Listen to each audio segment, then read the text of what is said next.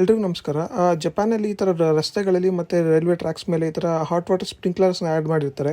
ಅದೇನಕ್ಕೆ ಅಂತ ಹೇಳಿದರೆ ಜಪಾನ್ನ ಉತ್ತರ ಭಾಗಗಳಲ್ಲಿ ಏನಾಗುತ್ತೆ, ಸ್ನೋಫಾಲ್ ಆಗ್ತಾ ಇರುತ್ತೆ. ವಿಂಟರ್ ಬಂದಾಗ ತುಂಬ ಹೆವಿ ಸ್ನೋಫಾಲು ನೋಡಿ. ಈ ಥರನೇ ಎಲ್ಲ ಸ್ನೋಫಾಲ್ ಆಗಿ ಟ್ರ್ಯಾಕ್ಸ್ ಎಲ್ಲ ಮುಚ್ಕೊಂಡು ಹೋಗುತ್ತೆ. ಪ್ಲಸ್ ಹಾಗೆ ರಸ್ತೆಗಳಲ್ಲೆಲ್ಲ ಎಷ್ಟೋ ಮೀಟ್ರ್ಗಟ್ಟಲೆ ಸ್ನೋಗಳು ನಿಲ್ಲುತ್ತೆ.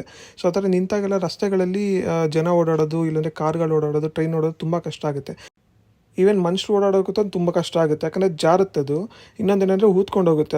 ಅಷ್ಟು ಹೈಟಲ್ಲಿ ಸ್ನೋ ಬಿದ್ದಿರೋದ್ರಿಂದ ಕಾಲಿಟ್ಟಿದ ತಕ್ಷಣ ಊದ್ಕೊಂಡು ಹೊರಟೋಗುತ್ತೆ.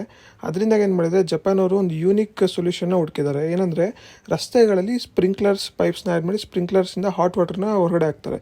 ಸೊ ಅದರಿಂದ ಏನಾಗುತ್ತೆ, ಐಸ್ ಮೆಲ್ಟ್ ಆಗಿಬಿಟ್ಟು ಐಸೆಲ್ಲ ಕರಗೋಗ್ಬಿಟ್ಟು ರಸ್ತೆ ಮೇಲೆ ಜಾರೋದಾಗಲಿ, ವಾಹನಗಳಿಗೆ ಅಡ್ಡಿ ಆಗೋದಾಗಲಿ ಏನೂ ಆಗೋದಿಲ್ಲ. ಈವನ್ ಟ್ರೈನ್ ಟ್ರ್ಯಾಕ್ಸ್ ಮೇಲೂ ಆ್ಯಡ್ ಮಾಡಿರ್ತಾರೆ.